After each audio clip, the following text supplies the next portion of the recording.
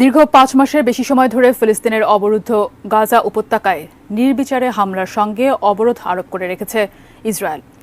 Israeli হামলা ও অবরোধের কারণে সেখানে দুর্ভিক্ষের মতো অবস্থা বিরাজ করছে। না খেতে পেয়ে ফিলিস্তিনি শিশুরা তীব্র অপুষ্টিতে ভুগছে। পরিস্থিতি এমন ভয়াবহ পর্যায়ে পৌঁছেছে, অনাহারে শিশুদের গায়ে কান্না করার মতো শক্তিও নেই। জাতিসংঘের শিশু বিষয়ক সংস্থা ইউনিসেফ এমন ভয়াবহ তথ্য জানিয়েছে। বিস্তারিত মোহাম্মদ সোহাগ বিশ্বাসের রিপোর্টে। রোববার ইউনিসেফের নির্বাহী পরিচালক ক্যাথরিন রাসেল মার্কিন টিভি নেটওয়ার্ক সিবিএস নিউজকে জানিয়েছেন, ৭ অক্টোবর থেকে গাজায় ১৩,০০০-এর বেশি শিশুকে হত্যা করেছে ইসরায়েল। আরও কয়েক হাজার শিশু আহত হয়েছে, অথবা এসব শিশু কোথায় আছে তাও নির্ধারণ করতে পারছে না। তারা ধ্বংসস্তূপের নিচে আটকা থাকতে পারে। আমরা বিশ্বের অন্য কোনো সংখ্যাতে শিশুদের এত মৃত্যুর হার দেখিনি। তিনি বলছেন, আমি শিশুদের ওয়ার্ডে ছিলাম, তারা মারাত্মক রক্ত স্বল্পতাজনিত অপুষ্টিতে ভুগছে, অথচ পুরো ওয়ার্ড একেবারে নীরব, কারণ শিশুদের গায়ে কান্না করার মতো শক্তি নেই। রাসেল আরও বলেন, ২০ লাখের বেশি ফিলিস্তিনি দুর্ভিক্ষের শিকার হয়েছে, কিন্তু ইসরায়েলের গণহত্যা যুদ্ধের কারণে গাজায় ত্রাণবাহী ট্রাক বড় ধরনের আমলাতান্ত্রিক চ্যালেঞ্জের মুখে পড়েছে।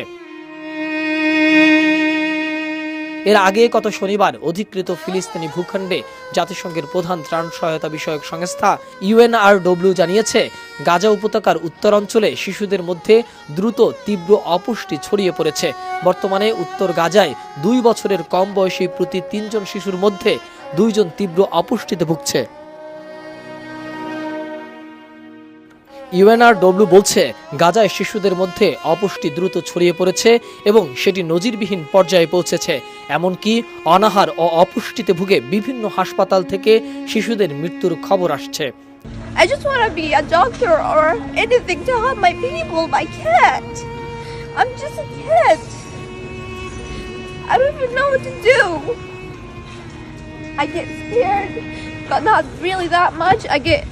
I do anything for my people, but I don't know what to do. I'm just 10. I'm just 10. All of this, when I see it, I literally cry every day, saying to myself, why do we deserve this? What did we do to this?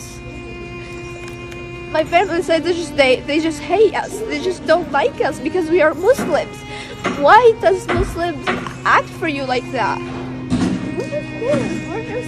You see all of the kids around me? They're just kids. Why wouldn't you just send a missile to them and kill them? It's not fair. ফিলিস্তিনের অবরুদ্ধ গাজা উপত্যকার উত্তরাঞ্চলে শিশুদের মধ্যে দ্রুত তীব্র অপুষ্টি ছড়িয়ে পড়েছে। বর্তমানে উত্তর গাজায় ২ বছরের কম বয়সী প্রতি ৩ জন শিশুর মধ্যে ২ জন তীব্র অপুষ্টিতে ভুগছে।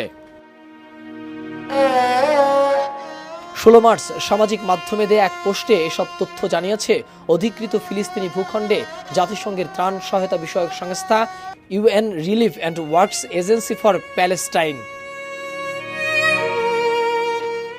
এদিকে গত শুক্রবার মধ্যস্থতাকারীদের মধ্যে হামাসের সঙ্গে জিম্মি ও বন্দী বিনিময় ও যুদ্ধবিরতি চুক্তির বিনিময়ে অধিকতর আলোচনার জন্য কাতারে একটি প্রতিনিধি দল পাঠানোর ঘোষণা দিয়েছে ইসরায়েল।